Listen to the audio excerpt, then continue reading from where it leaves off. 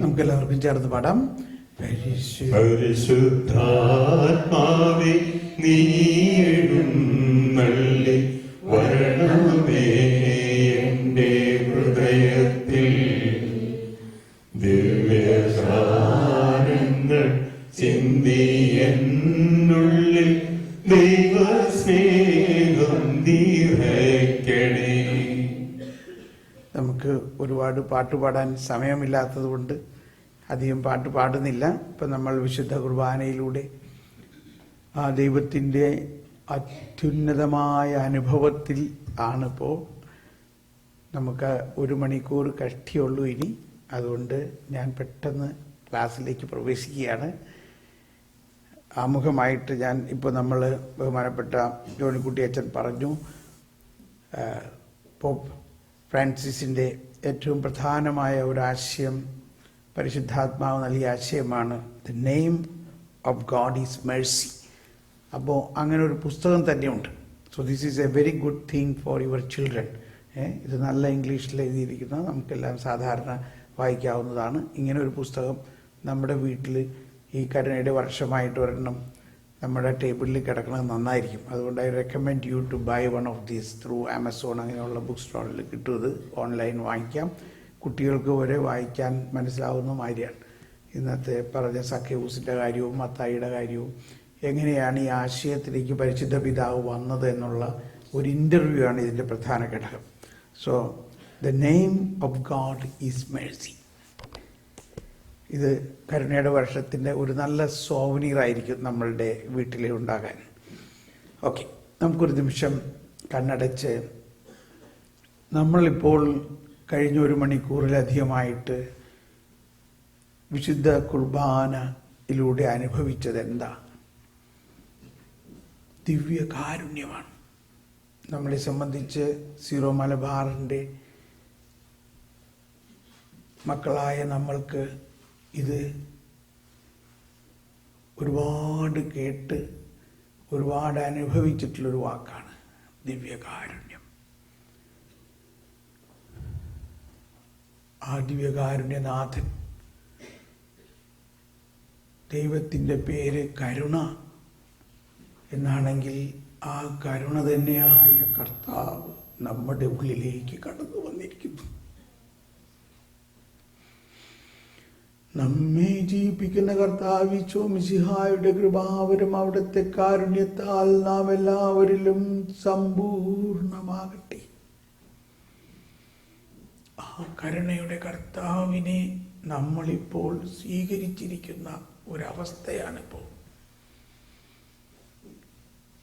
ഇതൊരു സംഭവിക്കേണ്ട കാര്യമല്ല, സംഭവിച്ചു കഴിഞ്ഞിരിക്കുന്നു.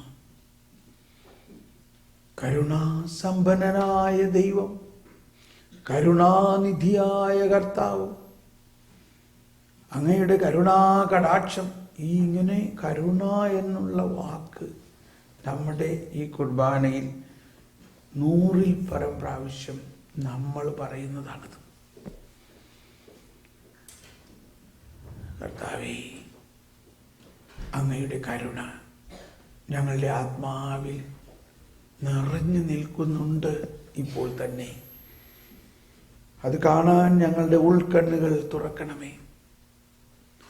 അത് ഞങ്ങളുടെ ഏറ്റവും അടുത്ത ആളുകളിലേക്ക്, ഞങ്ങളുടെ ജീവിത പങ്കാളിയിലേക്ക്, ഞങ്ങളുടെ മക്കളിലേക്ക്, ഞങ്ങളുടെ മാതാപിതാക്കളിലേക്ക്, ഞങ്ങളുടെ സമൂഹത്തിലേക്ക് ഇതൊന്ന് പ്രവഹിക്കാൻ, അതൊഴുകാൻ ഞങ്ങൾക്ക് അനുഗ്രഹം തരണമേ.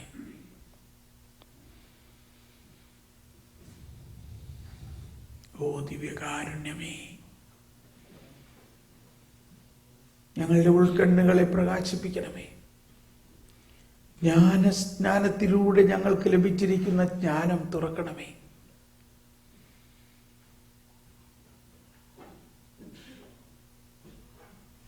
Praise the Lord. ക്ഷമിക്കണം, ഞാനിങ്ങനെ ഭയങ്കര വികാരഭരിതനായിട്ടാണ് നിൽക്കുന്നത്. കാരണം ഈ 1 വർഷം മുഴുവനും ഇത് തന്നെയാണ് പറഞ്ഞുകൊണ്ടിരുന്നത്, കരുണ കരുണ കരുണ കരുണ. പക്ഷെ നമ്മളെ സംബന്ധിച്ച് ഈ 1 വർഷമല്ലല്ലോ പറയണേ. നിങ്ങൾ പ്രാക്ടിക്കലായിട്ട് ഞാൻ ചില കാര്യങ്ങൾ പറയാം. ഞാനൊരു സാധാരണ നിങ്ങളെപ്പോലെയുള്ള ഒരാൾ തന്നെയാണ്. നമ്മളൊരു കുടുംബക്കാരാണ്, ഒരു വീട്ടുകാരാണ്. ഞാനിവിടെ ഇതിനു മുമ്പ് വന്നിട്ടുള്ളതാണ്, ഇല്ലേ? ഒരു വലിയ പഠിപ്പിക്കലുകാരനൊന്നുമല്ല ഞാൻ. ഒരു കാലഘട്ടത്തിൽ കർത്താവ് എന്നെ വിളിച്ചു, നീ എല്ലാ ജോലിയും വിട്ട് എൻ്റെ സുവിശേഷം പ്രഘോഷിക്കുക. ആ സ്വരം കേട്ടു ഇറങ്ങി. 25 വർഷമായി അത് തന്നെ എന്നും ചെയ്തുകൊണ്ടിരിക്കുന്നു. അങ്ങനെ അതിൻ്റെ ഒരു അനുഭവമാണ് ഞാൻ പറയാനുള്ളത്. ആ അനുഭവത്തിൽ എന്നെ ഏറ്റവും ആനന്ദിക്കുന്നത്, നമ്മളിവിടെ വന്ന് സീറോ മലബാർ കുർബാന പങ്കെടുക്കുമ്പോൾ എനിക്ക് എൻ്റെ തറവാട്ടിൽ വരുന്നൊരു അനുഭവമാണ്.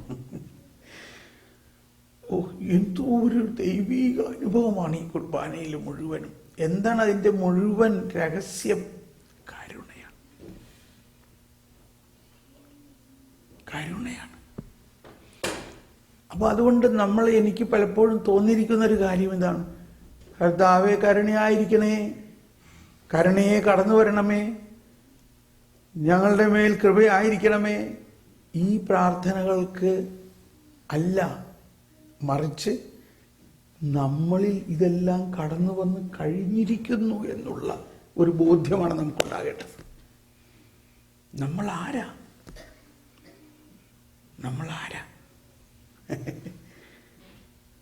നമ്മൾ ആ കരുണയുടെ മക്കളാണ്. കരുണ നിറഞ്ഞു നിൽക്കുന്നവരാണ് നമ്മൾ. നമുക്കിതെല്ലാം ലഭിച്ച് കഴിഞ്ഞിരിക്കുന്നു എന്നുള്ള ബോധ്യമാണ് നമുക്കുണ്ടാകേണ്ടത്.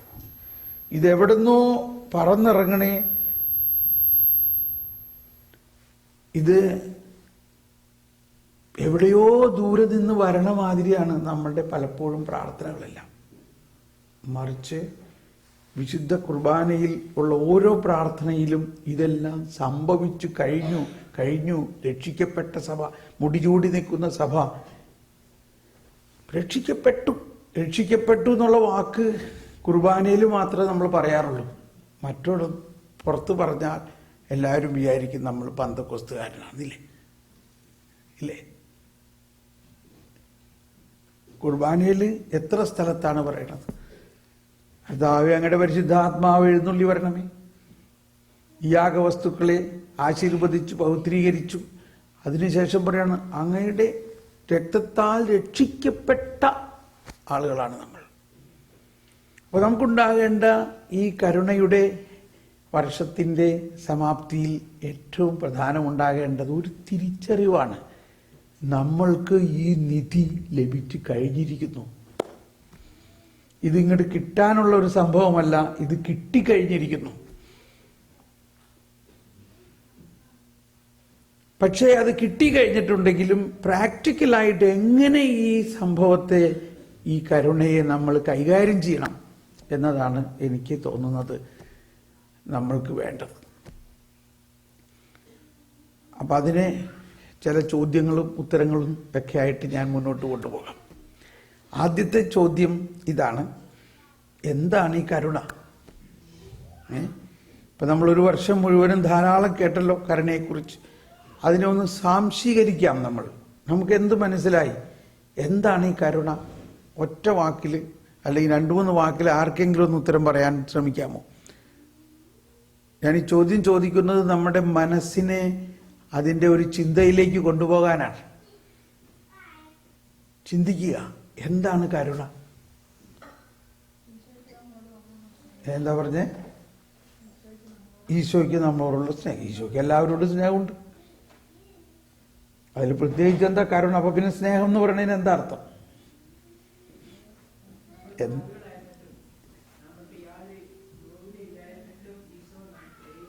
Very good. ഒരാശയം ഇതാണ്, നമ്മൾ പാപികളായിരുന്നിട്ടും, അത്ര മതി, ബാക്കിയുള്ളതൊന്നും വിശദീകരിക്കണമെന്നില്ല. അപ്പോൾ അതിനെ സാംശീകരിക്കുകയാണെങ്കിൽ എന്താ? ഈശോയ്ക്ക് പാപികളോടുള്ള സ്നേഹത്തിനെയാണ് കരുണ എന്ന് പറയുന്നത്. ഈശോയ്ക്ക് ആരോടുള്ള സ്നേഹത്തിന്? പാപികളോടുള്ള സ്നേഹത്തിന്.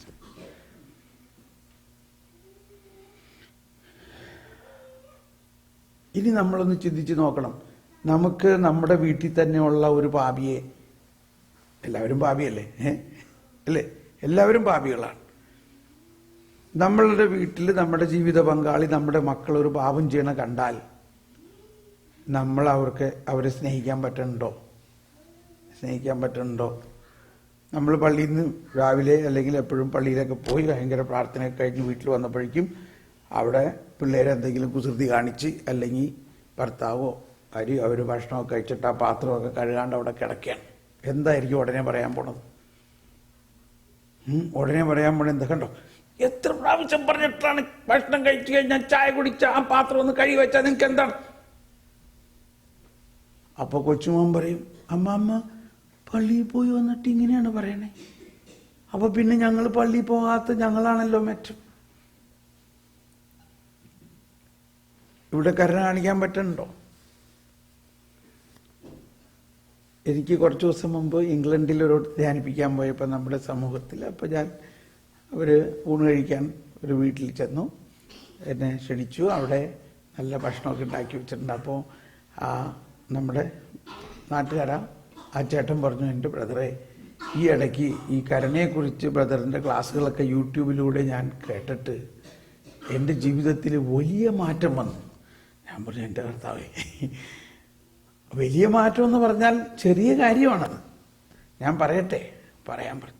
അപ്പോൾ ഭാര്യയുണ്ട്. അപ്പോൾ ഭാര്യയും കേട്ടിട്ട് പതുക്കനെ ഭാര്യ ചിരിക്കാൻ തുടങ്ങി. അപ്പോൾ ഞാൻ ആലോചിച്ച്, എന്തോ വളരെ പ്രാക്ടിക്കലായിട്ടുള്ള നമ്മുടെ വീട്ടുകാര്യമാണ് പറഞ്ഞത്.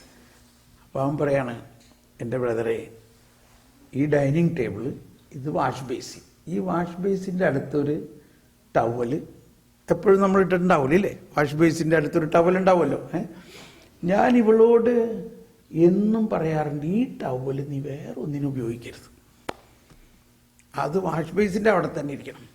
പക്ഷേ ഞാൻ എപ്പോൾ കൈ കഴുകാൻ വന്നാലും ആ ടവൽ അവിടെ കാണൂല. ആ ടവലെടുത്ത് അവൾ മേശ തുടയ്ക്കും.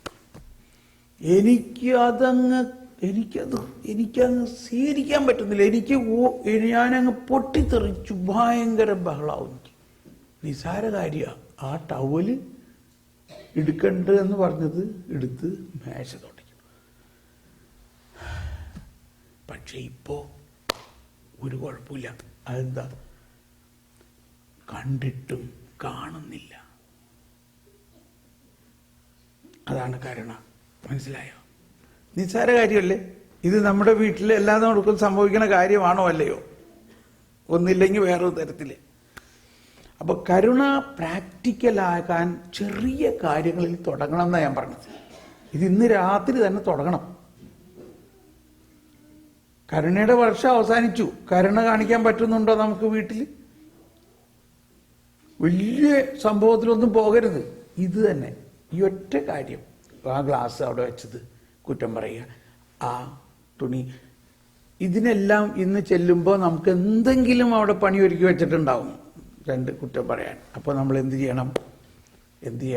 മിണ്ടണ്ട. ആ വചനം എന്താന്ന് വെച്ചാൽ, ഈ കരുണയെക്കുറിച്ച് നമ്മൾ വാതോരാതെ സംസാരിക്കുന്നുണ്ടെങ്കിലും അതിൻ്റെ കുറച്ച് കാര്യങ്ങൾ പഠിക്കുമ്പോൾ പുതിയ നിയമത്തിൽ ഈ കരുണാസമ്പന്നനായ ദൈവം മനുഷ്യനായി അവതരിച്ച കരുണ കട്ടയായി നമ്മൾ ഭക്ഷിക്കുകയാണ്. പക്ഷെ എങ്കിലും നമ്മൾക്ക് കരുണ കാണിക്കാൻ പറ്റാത്തതിൻ്റെ കാരണം അതിൻ്റെ മറുവശം നമ്മൾ മനസ്സിലാവുന്നില്ല. ഇന്നത്തെ നമ്മുടെ സുവിശേഷത്തിൽ നമ്മൾ കേട്ടു 3 ഗ്രൂപ്പാണ് അവിടെ ഉള്ളത്. ഒന്ന് ഈശോയുടെ ആൾക്കാർ, മറ്റൊന്ന് സക്കേവൂസിൻ്റെ വീട്ടുകാർ, മറ്റാരാ അവിടെ ഉള്ളത്? ഫരിസേയർ. അപ്പൊ ഇത് ഇങ്ങനൊരു ട്രയാങ്കുലർ സിറ്റുവേഷൻ ഈ സുവിശേഷത്തിൽ എല്ലായിടത്തും ഉണ്ട്. ഒരുപക്ഷെ ലൂക്കായുടെ സുവിശേഷത്തിൽ പല സ്ഥലത്ത് ഇതേ വാക്ക് പറഞ്ഞിട്ടുണ്ട്. ഫരിസേയർ അത് കണ്ട് പിറുപിറുത്തുകൊണ്ടിരുന്നു. ഫരിസേയർ എന്ത് ചെയ്തുകൊണ്ടിരുന്നു? പിറുപിറുത്തുകൊണ്ടിരുന്നു. ഞാൻ നിങ്ങളുടെ ഒരു സ്വന്തം ആളെന്നുള്ള നിലയിൽ സ്നേഹത്തോടെ ചോദിക്കുകയാണ്, നമ്മൾ ഈ പിറുപിറുക്കണ പാർട്ടിയാണോ അല്ലയോ? ആണോ അല്ലയോ? ഇതാണ് ഈ കരുണാസമ്പന്നനായ കർത്താവ് നമ്മുടെ ഉള്ളിൽ ഉണ്ടായിട്ടും കരുണ കാണിക്കാൻ പറ്റാത്തതിൻ്റെ കാരണം നമ്മളിൽ കർത്താവ് ഈശോമിശിഹായുണ്ട്, നമ്മളിലൊരു പാപിയുമുണ്ട്. കുറച്ച് പാപങ്ങളൊക്കെ ഇപ്പോഴും നമ്മളിലുണ്ട് ഇല്ലേ? പക്ഷെ കർത്താവിനത് പ്രശ്നമല്ലതേ. കർത്താവ് പറയാണ്, ഞാൻ വന്നിരിക്കുന്നത് നിന്റെ പാപങ്ങൾ ഏറ്റെടുക്കാനാണ്, ഞാനത് ഏറ്റെടുത്ത് കഴിഞ്ഞിരിക്കുന്നു, ഞാൻ പാപിയെ സ്നേഹിക്കുന്നു. പക്ഷേ ആരുമായിട്ടാ പ്രശ്നം കർത്താവിന്? ആരുമായിട്ടാ പ്രശ്നം? ഈ പിറുപിറുക്കുന്ന ഒരു ഫരിസേയൻ. അപ്പൊ ഞാൻ പെട്ടെന്ന് കാര്യത്തിലേക്ക് വരികയാണ്. നമ്മൾ ഇത്രയും വലിയ കരുണ നമ്മൾ സ്വന്തമാക്കിയിട്ടും ഇപ്പൊ നമ്മൾ കരുണയുടെ കർത്താവിനെ സ്വീകരിച്ചുകൊണ്ട് വീട്ടിലേക്ക് ചെല്ലുകയാണെങ്കിലും നമ്മൾ അവിടെ ചെന്ന് ചിലത് കാണുമ്പോൾ നമ്മളുള്ള ഒരു ഫരിസേയൻ തലപൊക്കി വരികയാണ്. അപ്പൊ ഇതാണ് സുവിശേഷത്തിന്റെ ഒരു രഹസ്യം. ഈ ട്രയാങ്കിൾ, ഈശോ, പാപി, ഫരിസേയൻ, ഇത് മൂന്നും നമ്മളിലുണ്ട് എന്നതാണ് എൻ്റെ ഇപ്പോഴത്തെ ലക്ഷ്യം. കരുണ എങ്ങനെ അനുഭവത്തിലേക്ക് കൊണ്ടുവരാം എന്നുള്ളതിന് ഷോർട്ട് കട്ട് ഞാൻ പറയാം. ഷോർട്ട് കട്ട് എന്ന് പറഞ്ഞാൽ ഏറ്റവും എളുപ്പം ഇതാണ്. ഒന്ന് മനസ്സിലാക്കണം, കരുണ നമ്മളിൽ ഉണ്ട്. എന്തുകൊണ്ടുണ്ട്? കരുണാസമ്പന്നനായ ഈശോയെ നമ്മൾ സ്വീകരിച്ചിരിക്കുന്നു. അതിന് യാതൊരു സംശയമില്ലല്ലോ, ഇല്ലേ? ഇല്ലേ? കണ്ടോ? നമ്മെ ജീവിപ്പിക്കുന്ന കർത്താവ് ഈശോമിശിഹായുടെ കൃപാവരം അവിടുത്തെ കാരുണ്യത്താൽ നാം എല്ലാവരിലും സമ്പൂർണ്ണമാകട്ടെ. എന്ന് പറഞ്ഞ എല്ലാവരും, നമ്മെ ജീവിപ്പിക്കുന്ന കർത്താവ് ഈശോമിശിഹായുടെ കൃപാവരം അവിടുത്തെ കാരുണ്യത്താൽ നാം എല്ലാവരിലും. അപ്പൊ നമ്മളിപ്പോ സ്വീകരിച്ച വിശുദ്ധ കുർബാനയിലൂടെ ഈ കൃപയും കരുണയും സമ്പൂർണമായിട്ട് നമ്മളിൽ കിട്ടിയോ, അതേ പാർഷ്യലായിട്ട് കിട്ടിയോ? സമ്പൂർണമായിട്ട് കിട്ടിയോ ഇല്ലയോ? കിട്ടിയോ? അതിനുശേഷം ശുശ്രൂഷകൻ പറയാണ്, സഹോദരരെ, സ്വർഗരാജ്യത്തിലുള്ള വിശ്വാസത്തോടെ ദൈവപുത്രന്റെ ശരീരം സ്വീകരിക്കുവാനും അവിടുത്തെ രക്തം പാനം ചെയ്യുവാനും തിരുസഭ നിങ്ങളെ ക്ഷണിക്കുന്നു. ക്ഷണിച്ചു. നമ്മൾ സ്വീകരിച്ചോ ഇല്ലയോ? സ്വീകരിച്ചു. അതിനുശേഷമുള്ള ഒരു പ്രാർത്ഥന ഇതാണ്.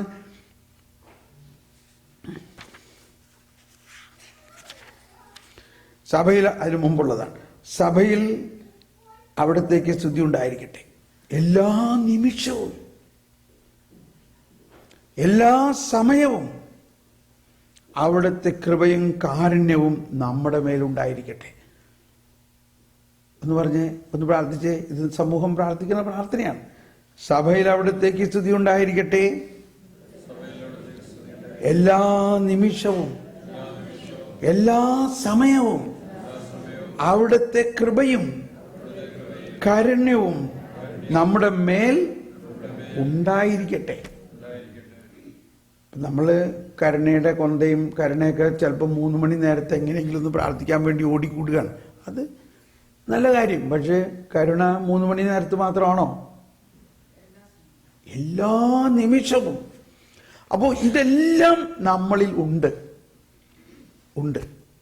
യാതൊരു സംശയമില്ല.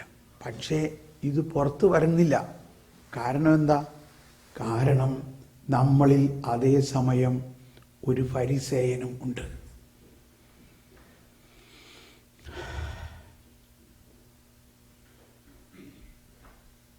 യെശയ്യാ പ്രവാചകന്റെ പുസ്തകത്തിൽ 42-ാം അധ്യായത്തിലാണ് ഈ വരാനിരിക്കുന്ന മിശിഹായെ കുറിച്ചുള്ള ഒരുപാട് കാര്യങ്ങൾ 42 മുതൽ 53 വരെയുള്ള അധ്യായങ്ങളിലാണ് വരാനിരിക്കുന്ന മിശിഹ എങ്ങനെയാണ് ആ കരുണ പ്രകടിപ്പിക്കുന്നത് എന്നുള്ളതിൻ്റെ പഴയ നിയമ പശ്ചാത്തലങ്ങൾ മുഴുവനുമുണ്ട്.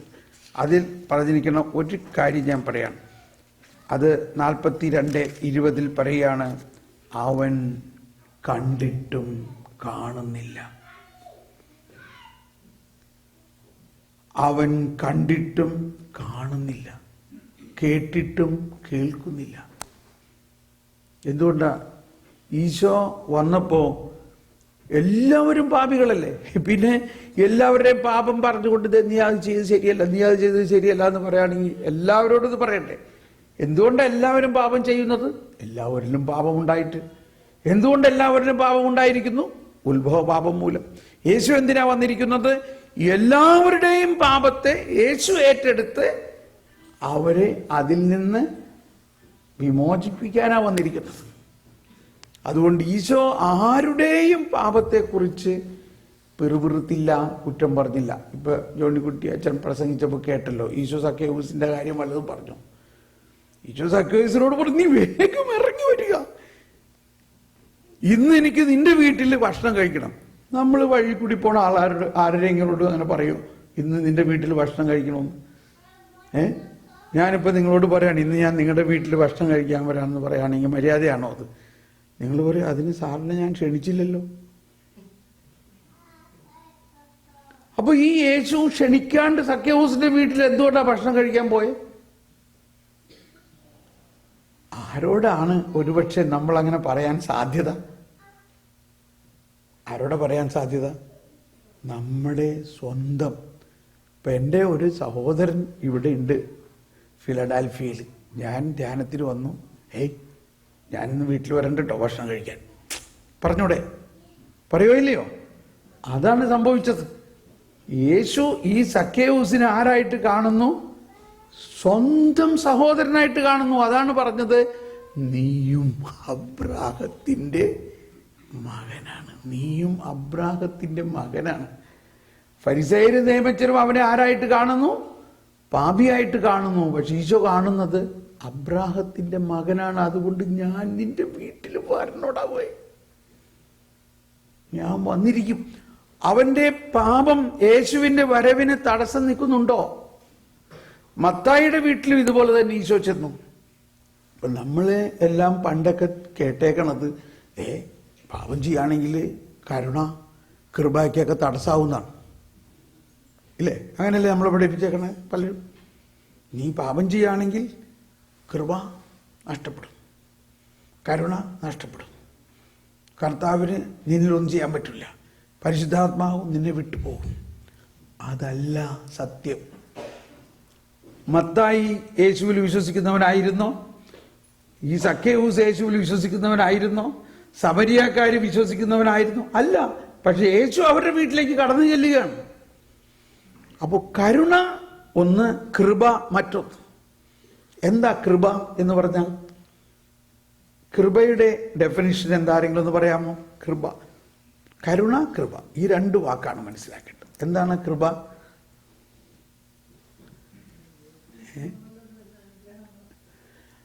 കൃപ എന്നത് ദൈവീകത മാനുഷികതയിൽ ലയിക്കുന്നതിനാണ്. എന്നെല്ലാവരും ഒരു കരമുയർത്തി, വലതുകരം ഉയർത്തി.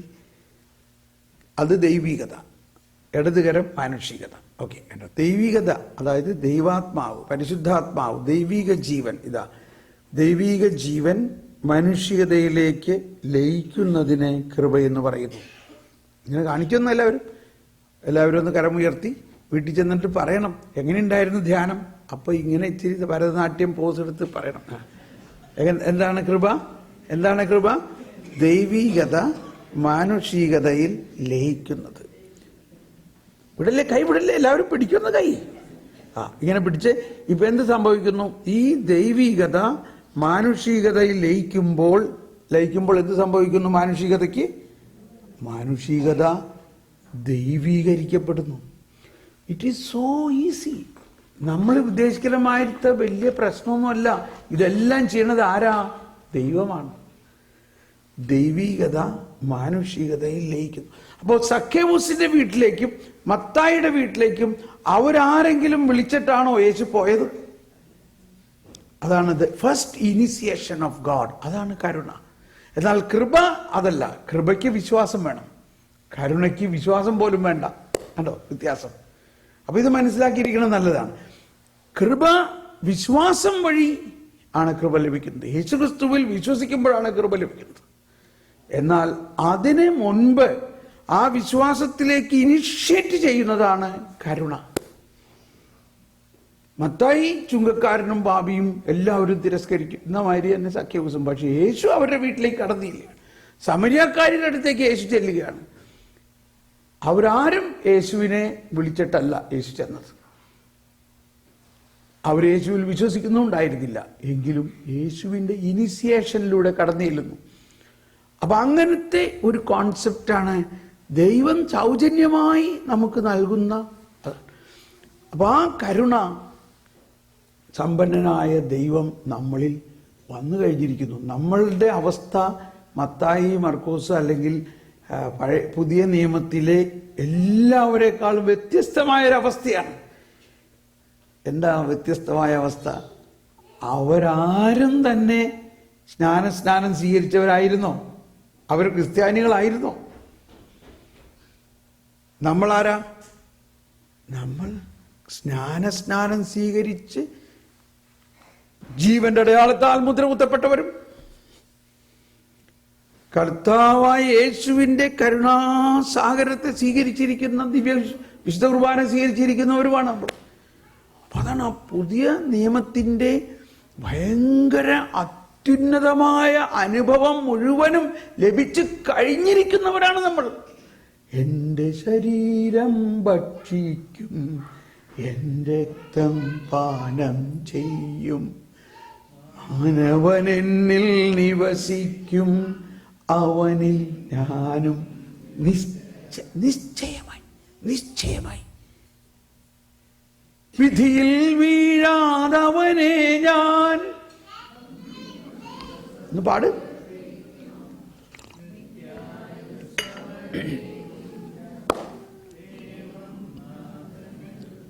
ഇതെല്ലാം നമ്മൾക്ക് ലഭിച്ചു കഴിഞ്ഞിരിക്കുന്നു. അപ്പോൾ ഇങ്ങനൊരു കോണ്ടെക്സ്റ്റിലാണ് നമ്മൾ ചിന്തിക്കേണ്ടത്. ഇനി തരണേ, കരുണ തരണേ, കൃപ തരണേ, കർത്താവ് എഴുന്നള്ളി വരണേ എന്നല്ല നമ്മൾ പ്രാർത്ഥിക്കേണ്ടത്. പ്രാർത്ഥിക്കണമെങ്കിൽ തന്നെ കർത്താവേ, നീ കരുണാസമ്പന്നനായ നീ എൻ്റെ ഉള്ളിലുണ്ടായിട്ടും എനിക്ക് ഈ കരുണ ഒന്നും മനസ്സിലാവുന്നില്ലല്ലോ. എൻ്റെ ഉൾക്കണ്ണ് തുറക്കണേ, എൻ്റെ അകത്തുള്ള അജ്ഞത അകറ്റണമേ, എനിക്ക് മറ്റുള്ളവരോട് കരുണ കാണിക്കാൻ സാധിക്കണേ. അപ്പൊ എന്തുകൊണ്ടാണ് ഈ സക്കേവൂസിന്റെ ഈ അധ്യായം ലൂക്ക 19 അതിന്റെ അടുത്ത ഭാഗത്തിൽ പറയുന്ന ഒരു കാര്യം കേട്ടോട്ടോ. ഈ യോഹന്നാൻ പറഞ്ഞ് ബൈബിളിൽ സ്ഥലമില്ല എന്ന് പറഞ്ഞിട്ട് ഇത്രയും സ്ഥലമെടുത്ത് എഴുതിയിരിക്കുന്ന ഒരു കാര്യം ഇതാണ്. ഒരു പ്രഭു രാജപദവി സ്വീകരിക്കാൻ പോയപ്പോൾ തൻ്റെ പൗരന്മാരെ വിളിച്ചിട്ട് ഓരോ സ്വർണ്ണ നാണയം കൊടുത്തുകൊണ്ട് പറഞ്ഞു, നിങ്ങൾ വ്യവഹാരം ചെയ്യാം. അദ്ദേഹം കുറേ നാൾ കഴിഞ്ഞ് തിരിച്ചു വന്നു. അതെല്ലാം വലിയ വിഷയമാണ് കേട്ടോ, അപ്പോൾ ഇത് അധികം പറയാൻ സമയമില്ല. കുറേ നാൾ കഴിഞ്ഞ് അയാൾ വീണ്ടും വന്നു. രാജാവായി വന്നപ്പോൾ ആദ്യത്തെ ആൾ വന്ന് പറഞ്ഞു, യജമാനനെ അങ്ങ് തന്ന ആ ഒരു സ്വർണ്ണ നാണയം ഇതാ ഞാൻ 10 ആക്കിയിരിക്കുന്നു. കൊള്ളാം. എന്താണ് ആ വാക്ക്? കൊള്ളാം. നല്ലവനും വിശ്വസ്തനുമായ ഭൃത്യ, നീ ചെറിയ കാര്യത്തിൽ വിശ്വസ്തനായതുകൊണ്ട് നിന്നെ ഞാൻ വലിയ കാര്യങ്ങൾ ഏൽപ്പിക്കുന്നു. 10 നഗരങ്ങളുടെ മേൽ നീ അധിപനായിരിക്കും. രണ്ടാമത്തെ ആൾ വന്ന് പറഞ്ഞു, ഞാൻ 5 ആക്കിയിരിക്കുന്നു. കൊള്ളാം. Well done, you have done faithful in little things, I will make you responsible for greater things. ഇതൊന്നുമല്ല ക്ലൈമാക്സ്. അതിൻ്റെ ക്ലൈമാക്സ് അടുത്ത ആളാണ്. അയാൾ വന്നിട്ട് പറയാണ്, അതെ, അങ്ങ് തന്ന ആ നാണയം ഞാൻ അങ്ങനെ തന്നെ തൂവാലയിൽ പൊതിഞ്ഞ് കുഴിച്ചിട്ടിരുന്നു, ഇന്ന് അതെടുത്തു. എന്നിട്ട് പറയണ എന്താണെന്നറിയാമോ? ഒന്ന് കൈവീശി കാണിച്ചെല്ലാവരും. ജോലിയൊക്കെ കഴിഞ്ഞ് സുഖമായിട്ട് ഉറങ്ങാൻ പറ്റിയൊരു സമയമായിരിക്കും. ഒന്ന് കൈ വീശൊന്ന് കാണട്ടെ. യെസ്, ഇനി പറയാൻ കേൾക്കുന്നത് ശരിക്ക് കേൾക്കാൻ വേണ്ടിയിട്ടാണ്. അയാൾ എന്താ പറഞ്ഞെന്നറിയോ? എനിക്കറിയാമായിരുന്നു. എന്തറിയാമായിരുന്നു? അങ്ങ് കർക്കശക്കാരനും വെക്കാത്തിടത്ത് എടുക്കുന്നവനുമാണെന്ന് എനിക്കറിയാമായിരുന്നു. അതുകൊണ്ട് എനിക്ക് ഭയമായിരുന്നു. അതുകൊണ്ട് ഞാനത് കുഴിച്ചിട്ടു. ഞാൻ സമയമില്ലാത്തതിൻ്റെ പേരിൽ നേരെ അങ്ങ് പറയണം. ഈ കരുണ നമുക്ക് അനുഭവിക്കാൻ പറ്റാത്തതിൻ്റെ കാരണം നമ്മൾ ഈ ദൈവത്തിൻ്റെ പേര് കരുണ എന്നൊക്കെ പറയും. അത് പള്ളി പറഞ്ഞാൽ മതി എന്ന് പറയും. നിങ്ങൾക്ക് ആ ഭാഷ അറിയില്ലേ? ഇല്ലേ? അതൊക്കെ പള്ളി പറഞ്ഞാൽ മതി. നമ്മളുടെ ഹൃദയത്തിൽ ദൈവത്തെക്കുറിച്ച് എന്താ ഭാവന? ഒരു ഭയമാണ്. എങ്ങനെയാണ് ദൈവം നമ്മുടെ ദൈവം? കർക്കശക്കാരൻ. നമ്മൾ തെറ്റ് ചെയ്യണത് നോക്കിയിരിക്കുകയാണ് ഒരു വടിയുമായിട്ട്. 2 ആഴ്ച മുമ്പ് ഒരു ചെടുത്തി എനിക്ക് ഫോൺ ചെയ്ത് പറഞ്ഞു, എൻ്റെ ബ്രദറെ, ഇപ്പോഴല്ലേ എനിക്ക് മനസ്സിലായത്, ചെറുപ്പം മുതലേ തന്നെ എന്നെ ഇങ്ങനെ തന്നെയാണ് പഠിപ്പിച്ചേക്കണം മാതാപിതാക്കൾ. ഞാനും ഇപ്പം പിള്ളേരെ അത് തന്നെയാണ്.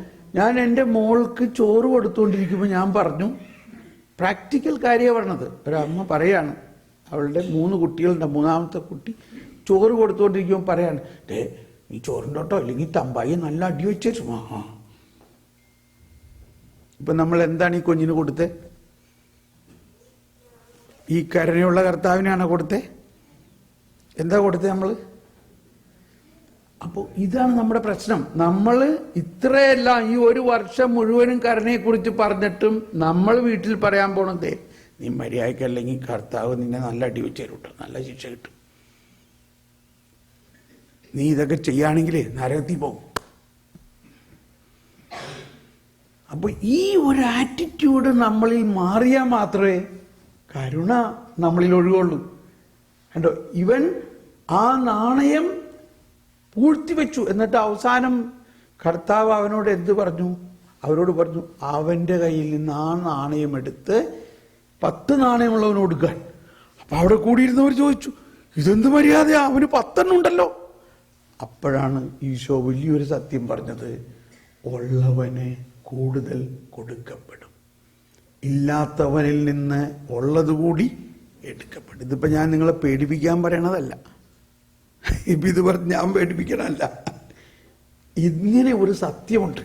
നമ്മളെല്ലാവരും ചെറുപ്പം മുതലേ പഠിച്ചേക്കണതും നമ്മൾ പഠിപ്പിക്കണതും കർത്താവ് ശിക്ഷിക്കുന്ന ഒരു കർത്താവാണ്. കർത്താവ് ശിക്ഷിക്കുന്ന കർത്താവല്ല, കർത്താവ് കരുണയാണ്. കർത്താവ് രക്ഷിക്കുന്ന കർത്താവാണ്. ഒന്ന് കേട്ടില്ലേ? രക്ഷിച്ചു കുറേ പ്രാവശ്യം പറഞ്ഞ് രക്ഷിച്ചു. ഇതെല്ലാം പള്ളി പറഞ്ഞാൽ മതി. വീട്ടിൽ പോയി കഴിഞ്ഞാൽ ഇപ്പൊ ഇവിടെ നമ്മൾ എന്തോ ഒരു ഭക്തിയിലാണ്. ഓ കർത്താവിൻ്റെ കരുണ.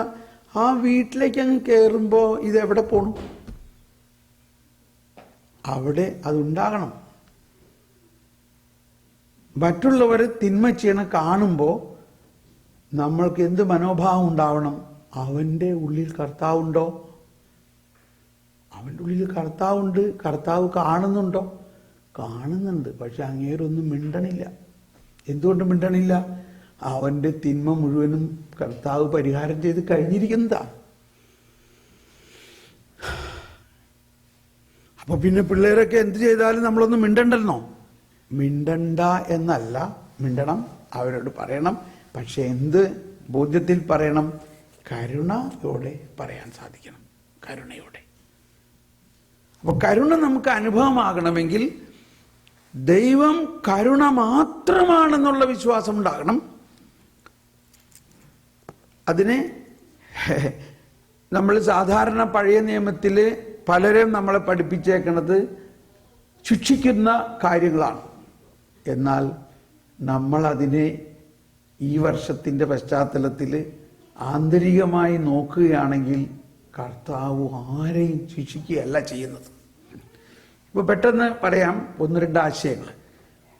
ഇനി ബാക്കി വിശദമായിട്ട് പിന്നീട് നിങ്ങൾ പഠിക്കണം. ഇത് വലിയൊരു കാര്യമാണ്. ഒന്ന് കൈവീശി കാണിച്ചേ. എനിക്കറിയാം നിങ്ങൾ ജോലിയൊക്കെ കഴിഞ്ഞ് വന്നേക്കണവരാണ്, അതുകൊണ്ട് ഉറക്കമൊക്കെ ഉണ്ടാവും. പക്ഷെ ഇത് ഉറങ്ങാണ്ടൊന്ന് കേൾക്കണം. ആദവും ഹവ്വയും പാപം ചെയ്തു കഴിഞ്ഞപ്പോൾ അവരെ ദൈവമായ കർത്താവ് പുറത്താക്കി, ഇല്ലേ? പുറത്താക്കി. നമ്മൾക്ക് പണ്ടേ മുതലുള്ളൊരു ചിന്തയായിരിക്കാം ഇത്. എവിടെ പിന്നെ കർത്താവിൻ്റെ കരുണ? ഇല്ലേ? അവരെ ശിക്ഷിച്ചോ ഇല്ലയോ? ശിക്ഷിച്ചോ ഇല്ലയോ? ആണോ അല്ലയോ? അതാണ്, ശിക്ഷിച്ചു പുറത്താക്കി. ഇതാണ് ഇത്രയും വർഷമായിട്ട് തലമുടി നരച്ച നമ്മളെല്ലാവർക്കും മനസ്സിലായിട്ടുള്ളത്. എനിക്കും ഇങ്ങനെയൊക്കെ തന്നെയായിരുന്നു. പക്ഷെ ഈ 2-3 വർഷം മുമ്പാണ് ആ വചനത്തെ ശരിക്കും ഒന്ന് വായിച്ചു നോക്കിയപ്പോൾ മനസ്സിലായി, അത് ശിക്ഷിക്കുകയല്ല ചെയ്തത്. ഞാൻ ചെറുപ്പം മുതലേ കുർബാന പുസ്തകം നോക്കി കുർബാന കൂടുന്ന ആളാണ്. പക്ഷെ ഒരു പോയിന്റിൽ മാത്രം ഞാൻ കുർബാന പുസ്തകം നോക്കാറില്ല. അതെന്താ? കർത്താവ് അവസാന ആശീർവാദം അച്ഛൻ തരണ നേരത്ത് നമ്മൾ കുർബാന പുസ്തകം അടച്ചു വെച്ചുകൊണ്ട് ആശീർവാദം സ്വീകരിക്കല്ലേ. അപ്പോൾ ഞാൻ ഈ ഒരു 60 വർഷമായിട്ട് ഞാൻ കേട്ടിരുന്നത് മുഴുവനും എൻ്റെ ഉള്ളിലുണ്ടായിരുന്ന ആശയം, ഭീതി കലർന്ന യുഗാന്ത്യത്തിൽ മാലാഖമാരുത്ത്.